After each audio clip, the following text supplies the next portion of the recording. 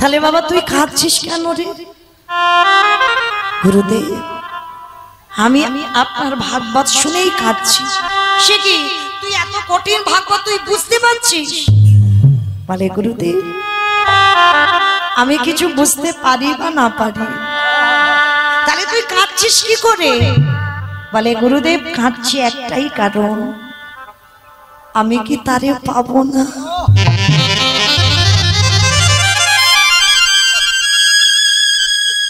বলো না গুরুদেব আমি কি তারে পাবো না। কার কথা বলছিস? আরে রঘুনাথ তুই কার কথা, কাকে পাবার কথা বলছিস? গুরুদেব আমি কৃষ্ণ পেতে চাই।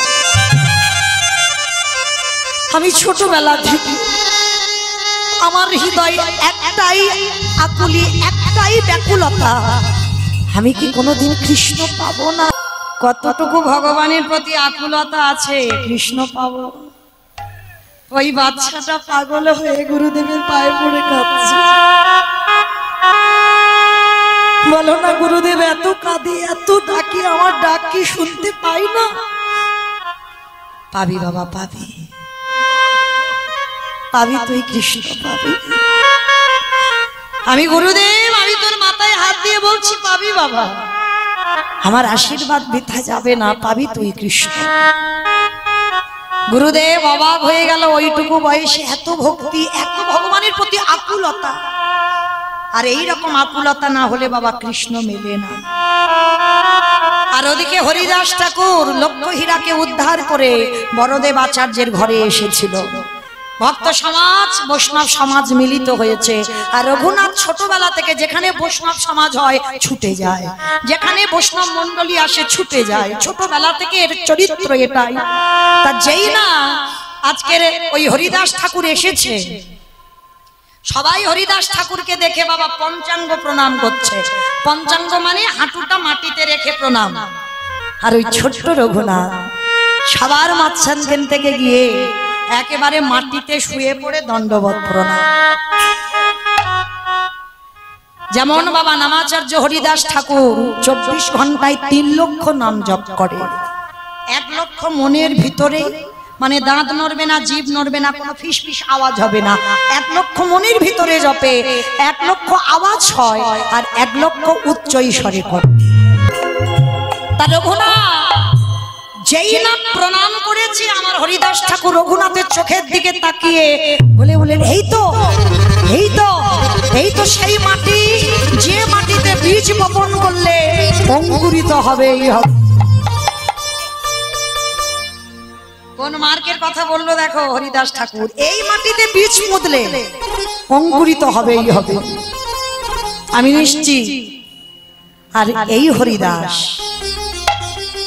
হরিদাস ঠাকুরকে সর্বক্ষণ বাবা রঘুনাথ অনুকরণ করত। জমিদারের ছেলে হয়ে পরনে রাজপ্রসাদ নয়, পরনে একটা বহির্বাস একটা অন্তর্বাস, রঘুনাথের পোশাক। আর ঘুমাতো কোন জমিদারির পালঙ্ক নয়, ছোটবেলা থেকে ধুলার পরে ঘুমাতো।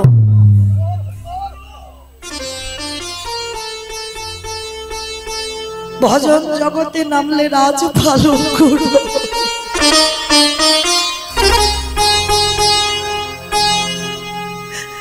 মাটিতে ঘুমাবে,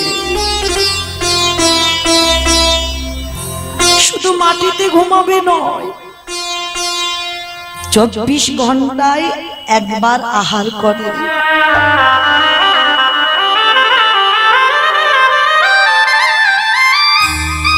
মনে রেখো মা, প্রথমেই বলেছি রঘুনাথের চরিত্র শুনলেই বুঝতে পারবে কৃষ্ণ ভজন কি করে করতে হয়। ভজনে নামলে বেশি আহার নয়, সকালবেলা খাবে, 9টার সময় খাবে, দুপুরবেলা খাবে, বিকালে খাবে, সন্ধ্যে খাবে, রাতে খাবে। ভক্তি জগতে নয়, 24 ঘন্টায় হরিদাস ঠাকুর একবার আহার করত। আর ওই ছোট্ট রঘুনাথ হরিদাস ঠাকুরকে অনুকরণ করে একবারই আহার করত। ভজনে নামলে বাবা আহার কম, নিদ্রা কম।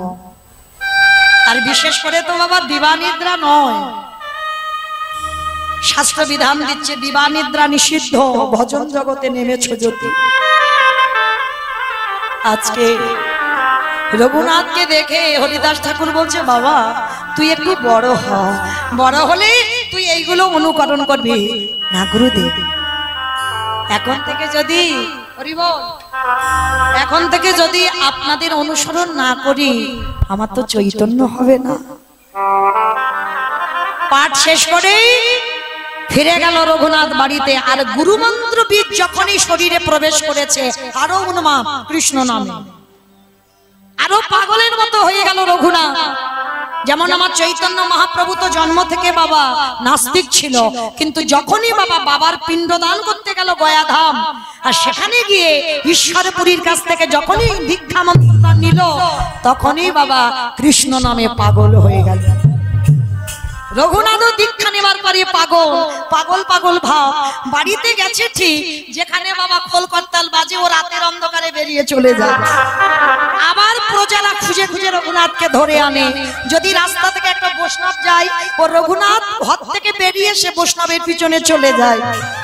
যদি কোথাও গীতা ভাগবত পাঠ হয়, ও সেখানে বসে থাকে চুপচাপ। আবার প্রজারা ধরে আনে। বাবা জ্যাঠা বিরক্ত হয়ে গেল। জমিদারের ছেলে হয়ে লাজ লজ্জা নেই, সবার মাঝখানে বসে হরিনাম শোনে, সবার মাঝখানে বসে ভাগবত শোনে, সবার মাঝখানে দাঁড়িয়ে হরিনাম করে। এই কে আছিস তারই প্রহরী, ওই রঘুনাথকে ঘরে বন্দি করে রাখ। কৃষ্ণ ভোলাবে বলে বন্দি করেছে। হরি বল। রঘুনাথ কাঁদিয়ার বলে পিতা গো, ভালো করেছে তুমি বোধহয় জানো না, নিরজন জায়গা না হলে কৃষ্ণ ভজন হয় না। কি বাবা হয় নামের মেলাতে আমরা নাম করি ঠিক, ওটা লোকের নাম শোনানো হচ্ছে, দেখানো হচ্ছে, আসল ঘরে নাম হচ্ছে। আসল ঘরে নাম করতে গেলে দরজা বন্ধ করো। ওই হৃদয়ে কৃষ্ণ মূর্তি অঙ্কন করে, যদি কুলকুণ্ডলী জাগরিত করে, ওই ধ্যানের দ্বারা চোখ খুলে দিয়ে যদি একবারে জপের মালা হাতে নিয়ে জপতে পারো, তোমার অনায়াসে রাধা গোবিন্দ যুগল দর্শন নিজে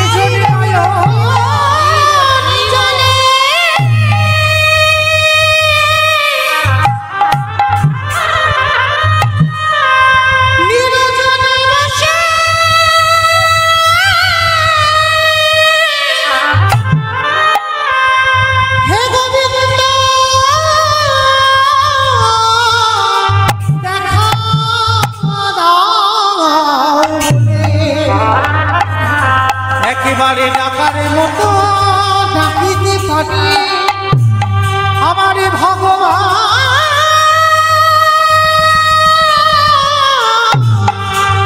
থাকিতে।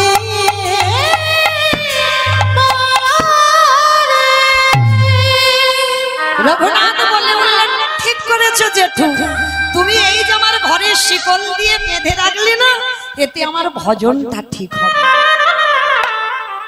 কোনো দুঃখ নেই, ভালো করেছো। রঘুনাথ বন্দী হলো। এক সপ্তাহ হয়ে গেল, প্রজারা যা খেতে দেয় রঘুনাথ খায় না। হিরণ্য খবর পেয়েছে, গোবর্ধন খবর পেয়েছে, বাবা জ্যাঠা ছুটে এসেছে। রঘুনাথ শুনলাম তুমি নাকি খাওয়া দাওয়া করছো না। কঙ্কাল সার দেহ হয়ে গেছে রঘুনাথে। কি গো, কৃষ্ণ ভক্ত হলে কি মোটা সোটা হবে? ভালো মন্দ খাবে, খেয়ে খেয়ে মোটা হবে না। দেখেছেন সৌর গোস্বামী ওদের ছবিগুলো দর্শন করেছেন, দেহের হাড়গুলো গোনা যাবে। ভজন তো সোজা নয়। হরিদাস ঠাকুরের সমাধি যখন দিতে গেল মহাপ্রভু জগন্নাথ ধাম লীলা চলে, দেহের হাড়গুলো বড় ছিল শুধু। 24 ঘন্টায় 3 লক্ষ নাম মানে মুখের কথা নয়। তা সেই কঙ্কালে দেহটা ছিল শুধু। রঘুনাথ অনাহারে 1 সপ্তাহ, একদিন না খেলে কত কষ্ট হয়। 1 সপ্তাহ কিছু খাইনি, শুধু বসে বসে আমি কি তারে পাবো না, শুধু পাগল পাগল ভাব। কৃষ্ণ ভক্তরা তো পাগলই হয় গো, উন্মাদের মতো দেখতে হয়। তাই হিরণ্যক এসে বললেন, রঘুনাথ কি করেছো তুমি চেহারাটা জমিদারের বাড়ির ছেলে হয়ে? আচ্ছা ঠিক আছে রঘুনাথ, তোমার এই কষ্ট আমি সহ্য করতে পারছি না। রঘুনাথ বলতো বাবা কি চাস আমার কাছে? দেবে দেবে জেঠু, আমি যা চাইবো তোমার কাছে দেবো বাবা দেবো, কিন্তু তোর এই কষ্ট আমি দেখতে পাচ্ছি না। বল বাবা, বল কি চাস? দেবো, আমি কথা দিলাম, তুই একবার বল। ওই রকম করে নয়, ত্রিসত্য করো জেঠু, যা চাইবো দেবে। ঠিক আছে রে বাবা, ত্রিসত্য করলাম, বল কি চাস? তুমি কিন্তু আমার কাছে প্রতিশ্রুতি দিয়েছো দেবে, তাহলে দাও। পাগলের মতো ভাবতো, তাহলে দাও জেঠু। কৃষ্ণ এনে দাও,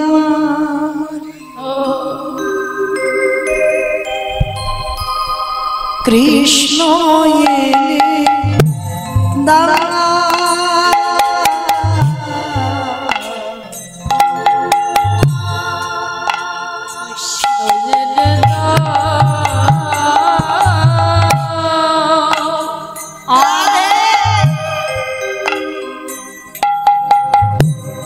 কৃষ্ণ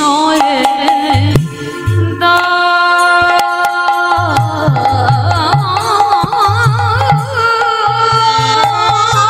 কৃষ্ণ ছাড়া প্রাণে বাঁচে না,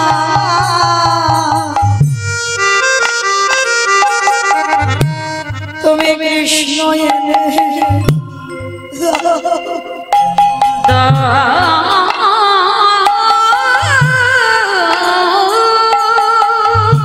ভালো যদি বাঁচতে হয় এইরকম ভগবানকে ভালো কৃষ্ণ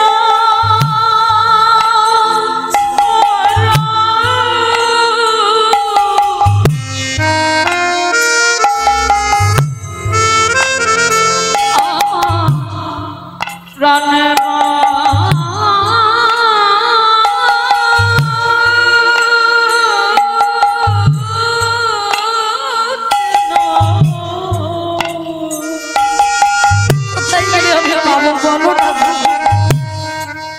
কৃষ্ণ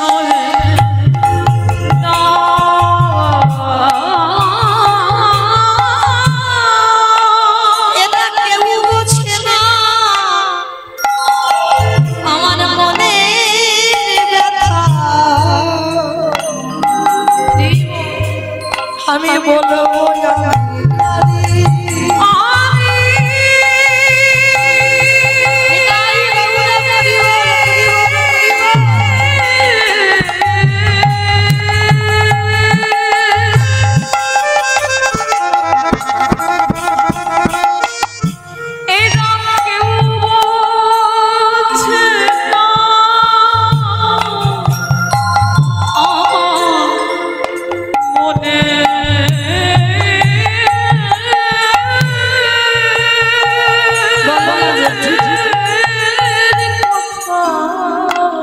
দেবে আমার বলবো আমি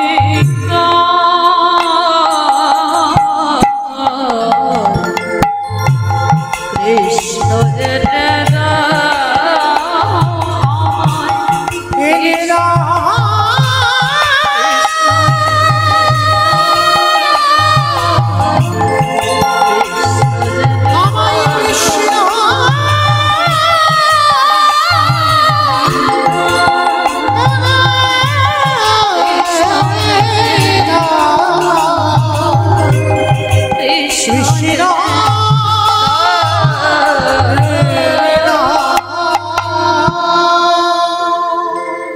বলদেব আচার্য গুরুদেব খবর পেয়েছে, ছুটে এসেছে। রঘুনাথ তুমি কি পাগল হয়েছো? খাওয়া দাওয়া বন্ধ করে কৃষ্ণ কৃষ্ণ বলে কেন কাঁদছো? বন্ধ করো তোমার এই কৃষ্ণ নামের ভূত। কৃষ্ণ বলে কাঁদলে তুমি পাবে না কৃষ্ণ। না গুরুদেব, আমার কথা বলবো। আমি যদি কৃষ্ণ না পাই, আমি এই দেখে প্রাণ রাখবো। রঘুনাথ শোন বাবা, সেই কৃষ্ণ তো কলিযুগে গৌর হয়ে এসেছে। রাধা কৃষ্ণ একাত্মা, দুই দেহ ধরি, অনন্য বিলাস রস আস্বাদন করি। এই দুই ভাবে চৈতন্য গোসাই, ভাব রস আস্বাদিতে দোহে এ কোঠায়। সেই রাধা কৃষ্ণ দুতনু এক হয়ে গৌর হয়েছে। তুই গৌর বলে কাঁদ। গুরুদেব, গৌর বলে কাঁদবো, গৌর আছে কোথায়? বলে কেন? নবদ্বীপের মাটিতে। যাবি? যাবো, চলো গুরুদেব। গুরুদেব বাবা জ্যাঠা সঙ্গে নিয়ে গেল নবদ্বীপে গৌর দর্শনে। আর গিয়ে বাবা সেখানে শুনলো আমার মহাপ্রভু 24 বছর বয়সে সন্ন্যাস নিয়েছে। দর্শন হলো না, কিন্তু কিছুদিন পর সংবাদ পাওয়া গেল শান্তিপুরে অদ্বৈত আচার্যের ঘরে আমার প্রভু এসেছিল। আর যখনই গোবর্ধন আর হিরণ্য খবর পেয়েছে, সঙ্গে সঙ্গে ওই ছেলে রঘুনাথকে সঙ্গে নিয়ে গিয়ে দাঁড়িয়েছিল আমার মহাপ্রভুর চরণে। আর সবাই গিয়ে ওই পঞ্চাঙ্গ প্রণাম, ছোট্ট রঘুনাথ একেবারে মহাপ্রভুকে দেখে দণ্ডবত প্রণাম, শুয়ে পড়ে প্রণাম। আর যেই না প্রণামটা করেছে, সঙ্গে সঙ্গে হাতটা ধরে আমার নিতাই চাঁদকে, দাদা ও দাদা, একটা কাজ করো, তুমি আমার যে থালাতে প্রসাদী আমি পেয়েছি, ওই প্রসাদী একটু রঘুনাথকে দাও। কৃপা হয়ে গেল। প্রথম দর্শনে গৌর কৃপা হয়ে গেল। গৌর সেবা করে, গৌর ভজন করে। বেশ কিছুদিন রইল বাবা জ্যাঠার সঙ্গে রঘুনাথ। এইবার প্রভু বলছে, রঘুনাথ তুমি তোমার বাড়িতে ফিরে যাও, আমি এবার জগন্নাথ ধাম পুরী ধামে যাত্রা করব। রথযাত্রা আসছে তো আমাকে যেতে হবে। প্রভু আমাকে তুমি সঙ্গে নেবে না? না রঘুনাথ, এখনো তোমার শেষ সময় হয়নি। কি গো মায়েরা, এত প্রেম এত ভক্তি থাকা সত্ত্বেও প্রভু বলছে এখনো সময় হয়নি। আর আপনাদের আমাদের কি সময় হয়েছে বলে মনে হয়? গৌর কৃপা তো সোজা নয়। আজকে রঘুনাথকে বলছে, রঘুনাথ বাড়ি ফেরো। না প্রভু, আমি তো সব ত্যাগ করে এসেছি। না রঘুনাথ, এখনো তুমি কিছু ত্যাগ করোনি। বৈরাগ্য ধারণ করতে গেলে তুমি মর্কট বৈরাগ্য ধারণ করো না। মর্কট বৈরাগ্য মানে বিষয়ে থেকে, বিষয়ে আসক্তি থেকে যে তুমি ভগবানের ভজন করবে, হবে না। অত সোজা নয়। বিষয়ে অনাসক্তি দেখাও। তার থেকে বড় হয়েছো, পড়াশোনা করেছো, বাবার জমিদারি দেখভাল করো। না প্রভু, আমি ওই জমিদারিতে ফিরতে চাই না। শোনো রঘুনাথ, আমার কথা তোমাকে শুনতে হবে। ফিরে যাও তোমার ঘরে। যেদিন সময় হবে তোমাকে আসতে হবে না আমার কাছে, আমি তোমাকে টেনে নেব। তোমাকে আসতে হবে না, আমি নেব তোমাকে টেনে। এখন চলে যাও। ঠিক আছে প্রভু, তুমি যখন বলছো আমি আসছি। রঘুনাথ নদী পার হয়ে ফিরছে নিজের আদি সপ্তগ্রামে। ফিরতে ফিরতে হঠাৎ দেখতে পেল কত ভক্তরা সব নৌকায় চলে যাচ্ছে। কোথায়? পানিহাটির মেলায়। পানিহাটির মেলায় যাচ্ছে। ও ভাই রঘুনাথ ডাকছে, ভাই তোমরা যাচ্ছ কোথায় গো? বলে কেন? আমরা যাচ্ছি সবাই পানিহাটিতে। পানিহাটি? চলো আমিও যাব তোমাদের সঙ্গে, দেখি ওখানে কি হয়। নিশ্চয়ই সাধু সঙ্গ হবে, ভক্ত সঙ্গ হবে, চলো আমি যাব। আর যেই না গিয়ে দাঁড়িয়েছে, আর নিতাই চাঁদ ওইখানে দাঁড়িয়ে আছে তো, আর রঘুনাথ গিয়ে নিতাই চাঁদকে যেই না দণ্ডবত প্রণাম, সঙ্গে সঙ্গে নিতাই চাঁদ বলে উঠলেন, আরে চোর চোর চোর। রঘুনাথ তো চমকে উঠেছে, আমাকে চোর বলছে, সবাই তো চেনে জমিদারের ছেলে। আরে আমাদের নিতাই চাঁদ রঘুনাথকে চোর বলছে কেন? কি চুরি করেছে? করেছে ও চুরি। রঘুনাথ করজোর করে বলছে, প্রভু আমি কি চুরি করেছি? করনি, তুমি তো আমাকে ডিঙিয়ে গিয়ে আমার ভাইয়ের কাছে যেতে চেয়েছো, কত সোজা না। ওগো রঘুনাথ, এই জীবনে জানা নিতাই চাঁদের করুণা না পাও, এই জীবনে কোনোদিনই আমার ভাইয়ের কৃপা পাবে না। তাই তো আমার ভাই তোমাকে আবার সংসারে যেতে বললো। আগে নিতাই কৃপা পেতে হবে, তারপরে গৌর কৃপা হবে। আরে গৌর কৃপা হলে তবে ব্রজধামে বাস করিতে পারবি।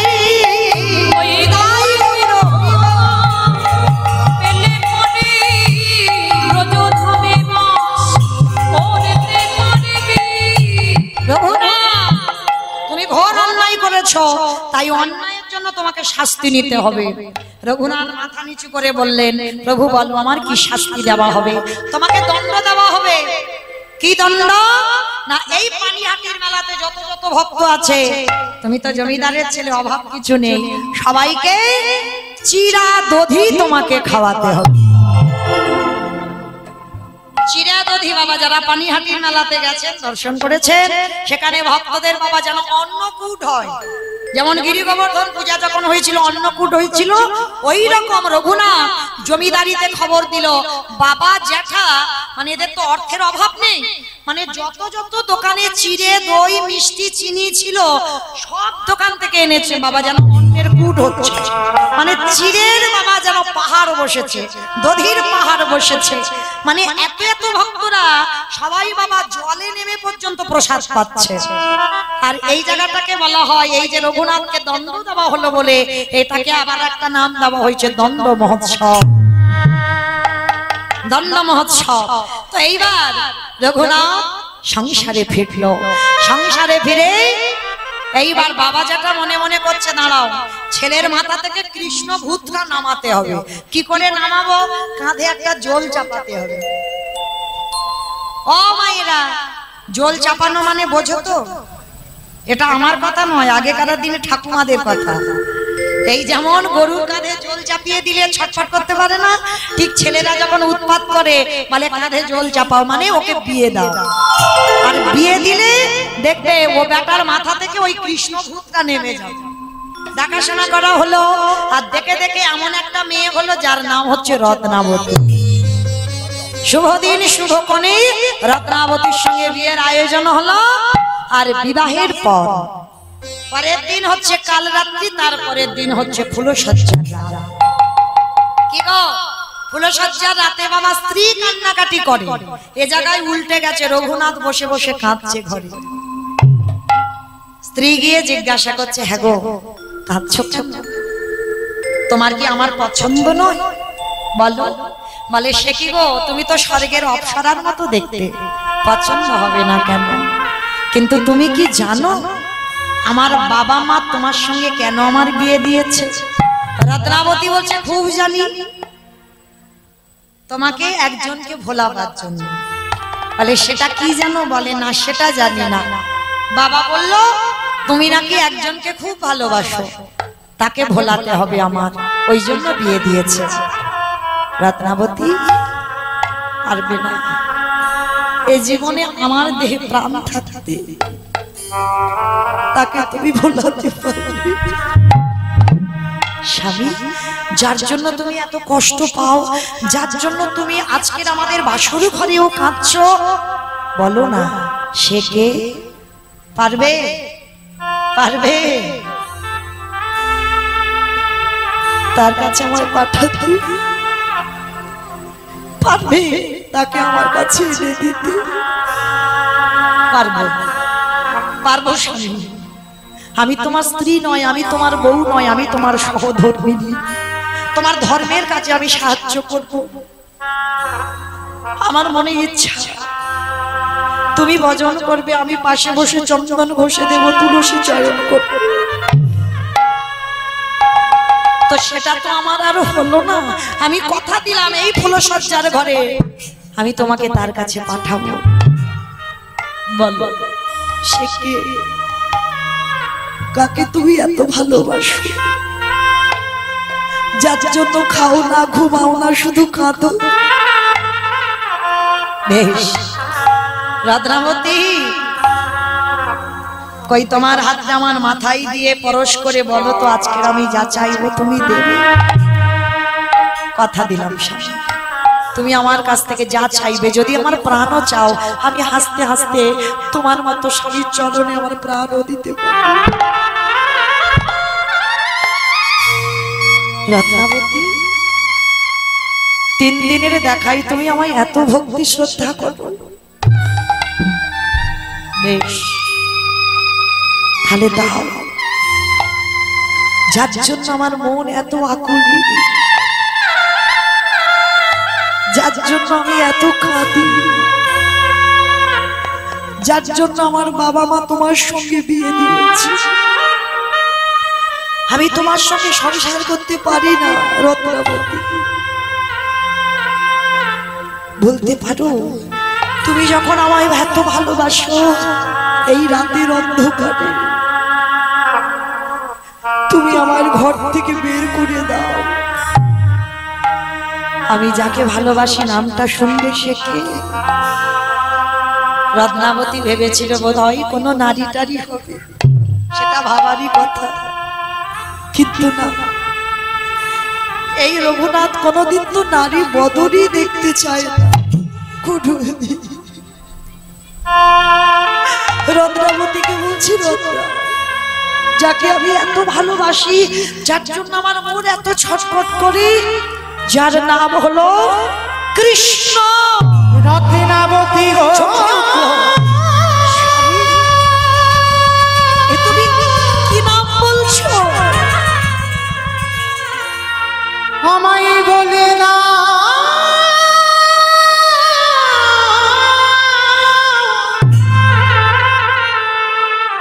আমি কোথায় গেলে,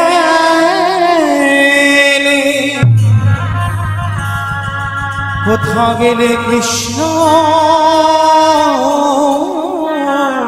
দর্শন পাব। স্বামী, এক কাজ করো, এখন তো বাবা মা সব প্রজারা ঘুমাচ্ছে, নাও এই রাতের অন্ধকারে পিছনের দরজা খুলে দিচ্ছি, তুমি চলে যাও তোমার কৃষ্ণের কাছে। রাধাবতী, তুমি ভেবে বলছো তো সারা জীবনে আর তুমি আর আমি এক হব না? কোনদিন তোমার সঙ্গে আমার আর দেখা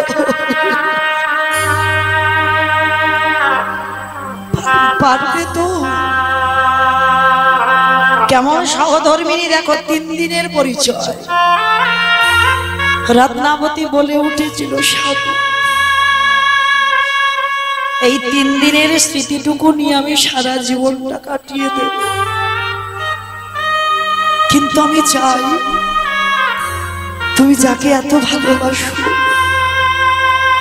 চলে যাও, চলে যাও রত্নাবতী। আমি চলে যাই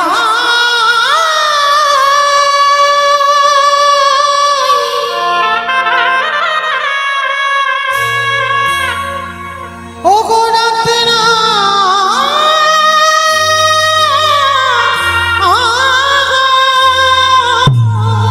একেবারে বিনা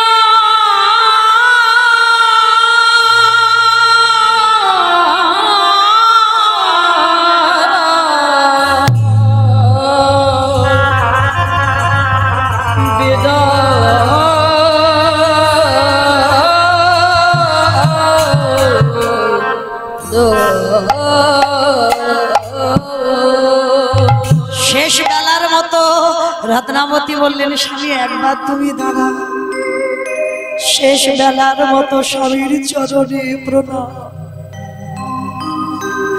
আশীর্বাদ করে যাও, তুমি কৃষ্ণ পাবে, আর যদি পেয়ে যাও এই দাসীর নামটা একবার তার চরণে যাও। আমার জীবন নদী নাইয়া হাসি রত্নাবতী হাসি। আমারে ভবের খেলা সঙ্গ হরে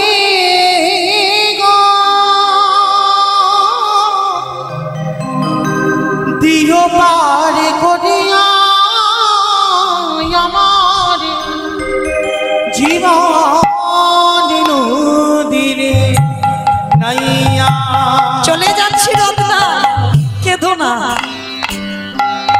জীবন নদী তোমার চোখের জলে আমার পথ চলো।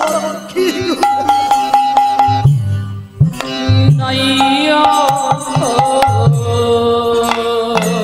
আমি তোমার মতো ঘটনি যেন পাই চলো। আমার ভবের খেলা সঙ্গ হলে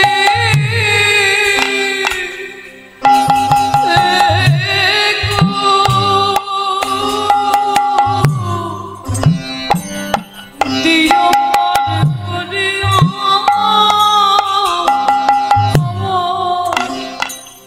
জীবন নদী নাইয়া দয়ালে আসি রত্না, তুমি কেঁদো না। তোমার চোখের জল আমার পথ চলো।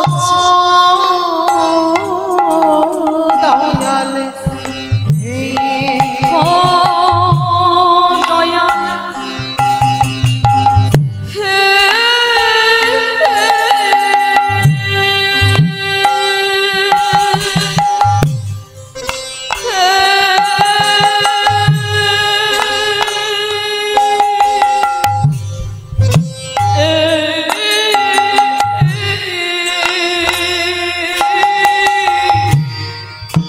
ওরে ও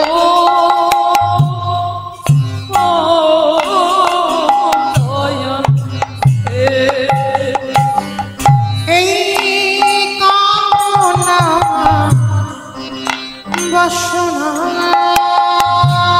আর আমার কোনো বাসনা নেই, আর আমার কোনো কামনা বাসনা নেই। বুঝি বেঁধেছিলাম বাসা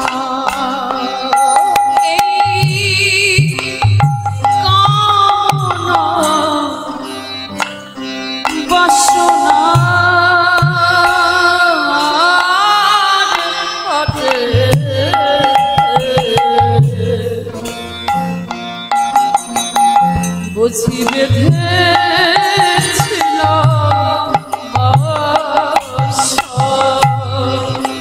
বুঝি নাই তা অচলে হবে গো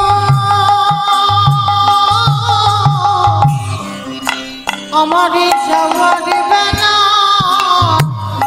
আমার নিতাই গৌর হরি বল হরি বল হরি বল। জীবন তরে দয়া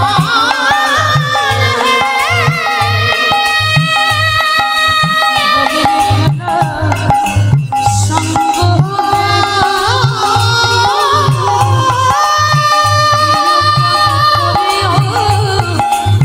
হরে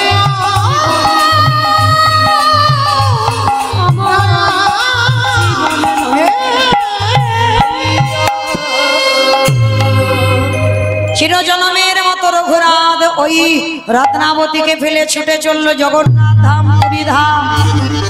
আর ওই জগন্নাথ ধামে গিয়ে লোকের দাঁড়ে দাঁড়ে বড় লোকের ছেলে হয়ে বাবা মা যখন সংবাদ পেল রঘুনাথ সংসার ছেড়ে জগন্নাথ ধামে আছে, স্ত্রীর কাছ থেকে ফুলসজ্জা রাতে চলে গেছে, পালিয়ে গেছে, ধরে রাখতে পারেনি। কিন্তু ধরে রাখবার জন্য ছেলেকে বিয়ে দিয়েছিল, পারলো না। এইবার বাবা জ্যাঠা অর্থ অন্ন বস্ত্র পাঠায়, আর সেগুলো রঘুনাথ পুরী ধামে দান করে। যারা খেতে পায় না, ভিখারি গরিব দুঃখী, তাদেরকে অন্ন দান, বস্ত্র দান, অর্থ দান করে। কিন্তু প্রভু একদিন খবর পেয়ে স্বরূপ দামোদরকে বলেছিল, স্বরূপ রঘুনাথকে গিয়ে খবর দিয়ে দাও, এগুলো আমি পছন্দ করি না। ওকে বলে দিও ওর বাবা জ্যাঠা অন্নদান, বস্ত্রদান, অর্থদান করে, কিন্তু ওর বাবা মার হৃদয়ে অহংকার। আমি জমিদার, আমি গরিব দুঃখীদের দেখি, এগুলো আমার পছন্দ নয়। রঘুনাথের কানে যেই গেল, রঘুনাথ খবর পাঠালো বাবা জ্যাঠাকে যেন কেউ কিছু আর পুরীধামে না পাঠায়, বন্ধ করে দিল। রঘুনাথ লোকের দ্বারে দ্বারে মাধুকুরি করে প্রসাদ পায়।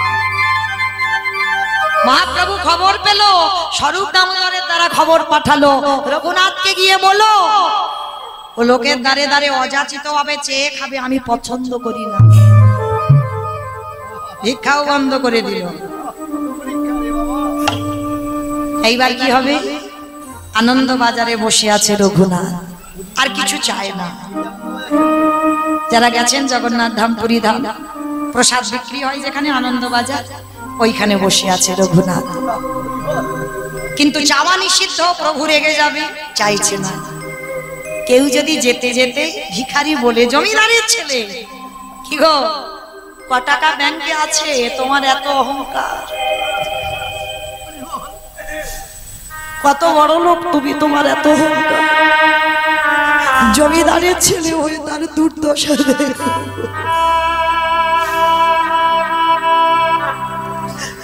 যারাই ভক্ত হয়েছে সবকিছু ত্যাগ করে দিয়ে পথের ভিখারি হয়েছে।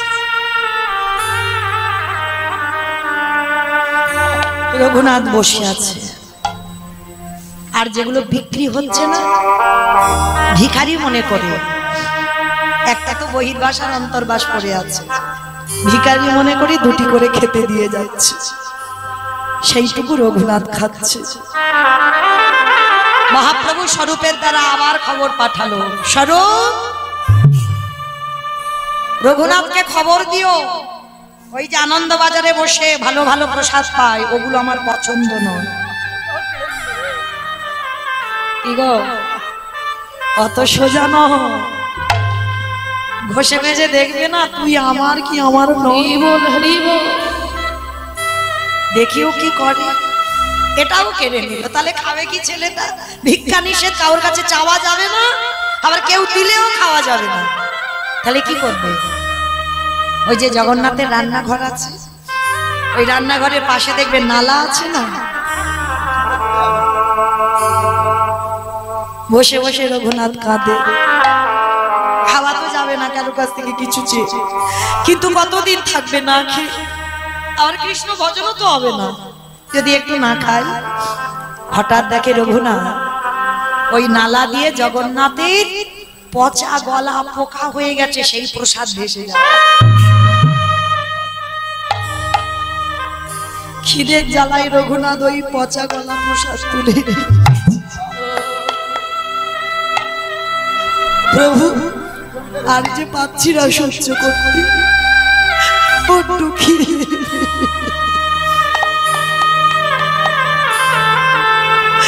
বড্ড খিদে পেয়েছি গৌরে হে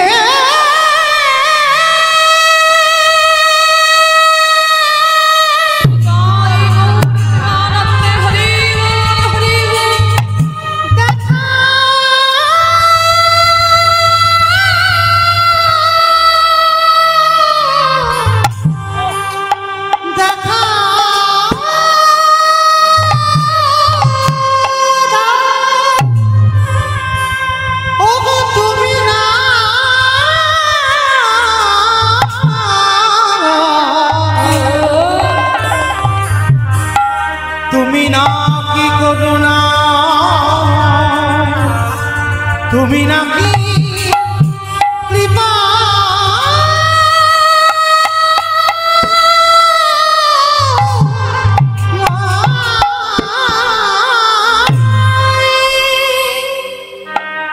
ওই পচা গলা পোকা হয়েছে, প্রসাদটা ধরেছে, রঘুনাথের চোখের জল প্রসাদ দানো ধুয়ে যাচ্ছে। প্রভু বড্ড খিদে পেয়েছে, আর পাচ্ছি না। এইবার রঘুনাথ ওই পচা গলা প্রসাদটা সবে মুখে দিতে যাবে, আর গৌরহরি পিছন থেকে এসে রঘুনাথের হাতটাকে চেপে ধরেছে। রঘু কে? পিছনে তাকিয়ে দেখলো প্রভু দাঁড়িয়ে। তুমি এসেছো, তুমি এসেছো প্রভু। আমি যে বড় কাঙাল, এতদিন ধরে বসে আছি, তুমি কোনোদিন আমার সঙ্গে দেখা করো। আর আমি যখনই তোমাকে দেখতে যাই তুমি লুকিয়ে পড়ো, কেন জানি না। আর আজকের আমার হাত ধরলে কেন? এটাও বুঝি আমায় খেতে দেবে না? না রে না। ওরে রঘুনা,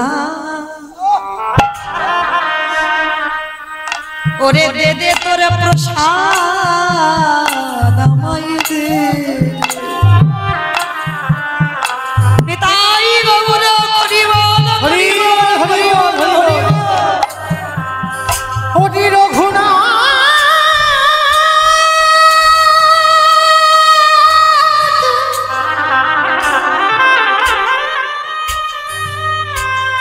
ওরে জগতে সবাই ভালোবাসে বটে, কিন্তু তোর মতো করে এমন নয়নের জানে, এমন নয়ন জালে। নিতাই গৌর প্রেমানন্দে হা গৌরী বলে, হা গৌরী বলে এমনই কোটি আমায় কেউ না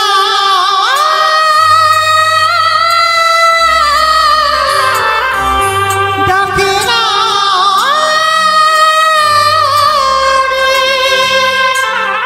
আমি ভক্তের প্রসাদে বড়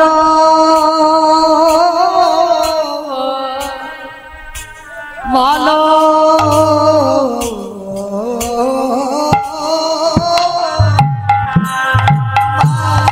আমি ভক্তের প্রসাদে বড়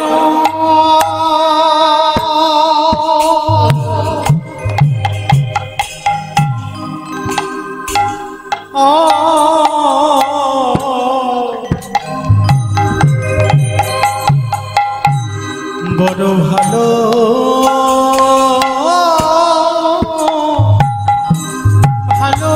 ভালোবাসি। তাই তো ভক্তের কাছে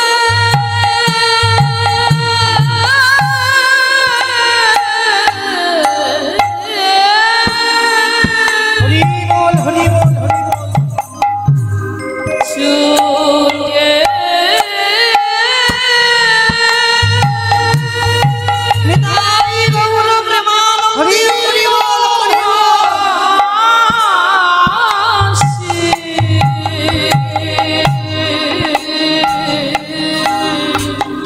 আমি যে ভক্তের প্রসাদে বড়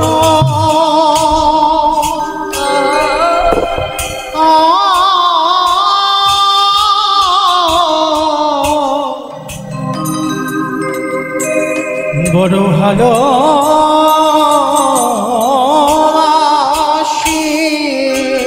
ওরে রঘুনাথ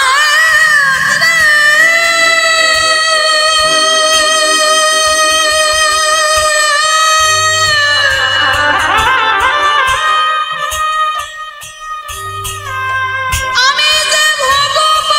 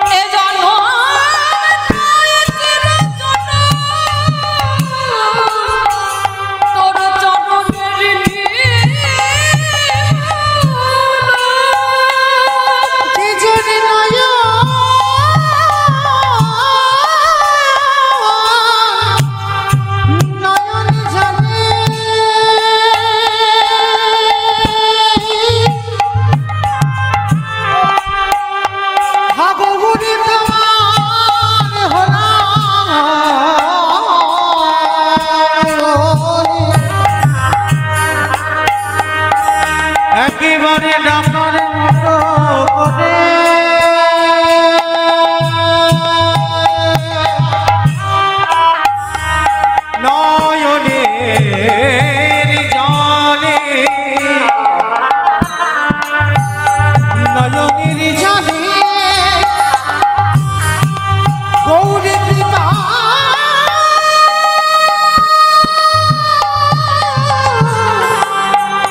করো বলে ডাকিতে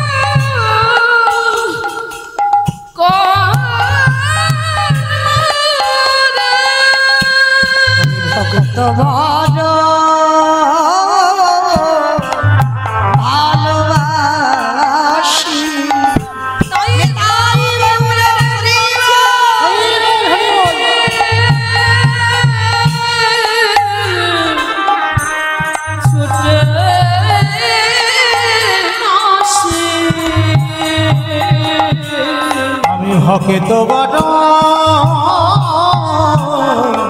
ভালো বাসি ওরে দে দে রঘুনাথ তোর ওই প্রসাদ দে প্রসাদ দে গৌরী পচা পোকা হয়ে গেছে ওরে রঘুনাথ রে প্রসাদে কোনদিন পচে না ওরে প্রসাদে প্রসাদ ওরে ভগবান যখন সেবা করে হয় প্রসাদ আরে ভক্ত যখন প্রসাদ সেবা করে সেটা হয় মহাপ্রসাদ আমি ভক্তির ঠোবর ভালোবাসি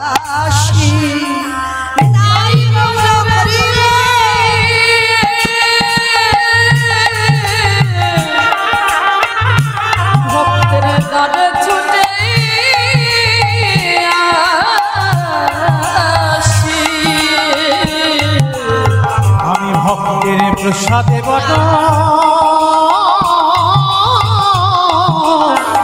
ভালো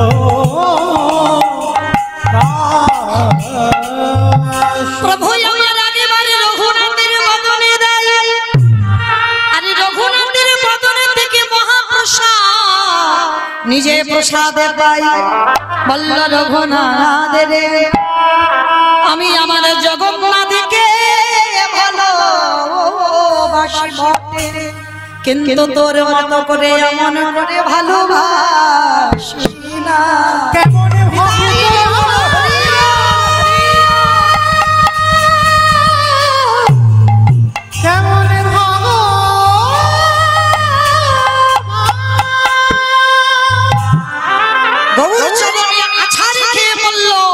গৌর কৃপা হয়ে গেল রঘুনাথে কি চাস রঘুনাথ প্রভু আমি বৃন্দাবনে রাধা কুণ্ডের তীরে রাধা রানীর চরণ ভজতে চাই বেশ চলে যা বাবা তুই রাধা কুণ্ডের তীরে চলে গেল রঘুনাথ রাধা কুণ্ডের তীরে 24টা ঘন্টা ওই হৃদয়ে চাপড় দিয়ে শুধু হারাই হারাই বলে কাঁদে কোথায় গেলে আমি রাধা কৃপা পাবো এইবার হৃদয়ে চাপড় দিয়ে শুধু রাধে রাধে বলে কাঁদে প্রখর রোদ রোদেতে শয়নে পড়ে শুধু রাধে বলে কাঁদে রাধা রানী আর থাকতে পারলো না নিজের মন্দির ত্যাগ করে ভক্ত পড়ে আছে রোদে আর নিজের পুরনিটা নিয়ে এসে বাবা আচ্ছাদন করে ভক্তের যাতে কষ্ট না হয় আচ্ছাদন করে দাঁড়িয়েছে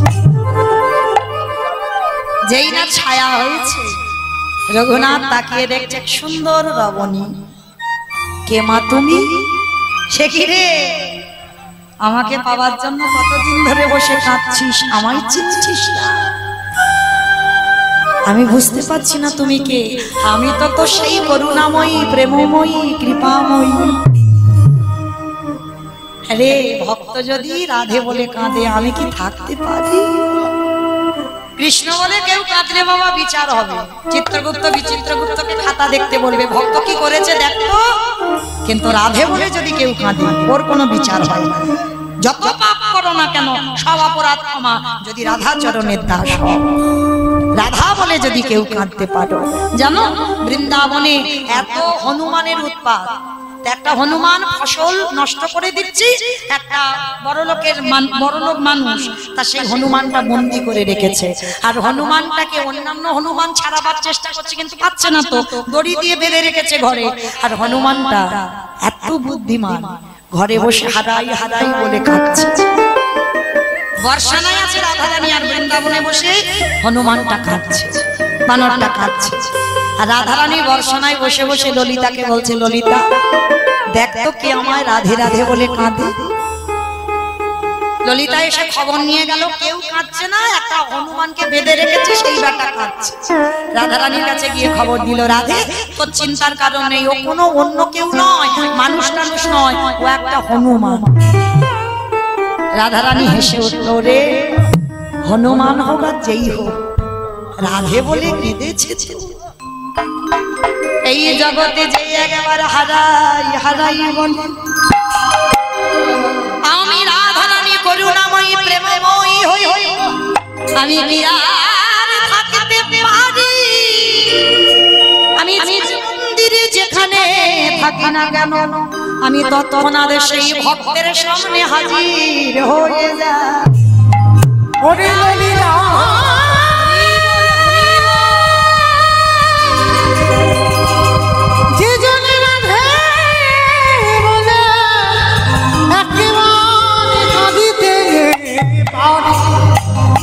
আমি ভগবান হয়ে তার কাছে বাধা পড়ে। আজকে রঘুনাথ বলছে, তুমি যদি আমার সেই প্রেমময়ী হও তাহলে তুমি একা কেন? আমি তো একা দেখতে চাই না, আমরা যুগল দেখতে চাই। এসো তুমি আমার সামনে। রাধা কুণ্ডের তীরে ওই দামোদর নিয়ম সেবানো আসে, হারাধে হারাধে বলে কেঁদে রাধা গোবিন্দকে যুগলে ডেকে আনলো। এইবার ওই রাধা কুণ্ডের তীরে রঘুনাথ সাক্ষাতে রাধা গোবিন্দ কৃপা পেল। তাহলে নিতাই চাঁদের করুণা হলো, গৌর কৃপা হলো, গৌর কৃপা হতে ব্রজে বাস হলো। সেই ব্রজে গিয়ে রাধা গোবিন্দের যুগল দর্শন। শ্যামের বামে শ্যামের বামে শ্যামের বামে দাদা গেল নবীন কিশোরী ও স্বামীর মামে দাদা এলো নবীন কিশোরী। বাবে দাঁড়াইল নবীন কিশোরী গো। ওই স্বামীর মামে দাদা এলো নবীন কিশোরী। নবী শাখায়ালি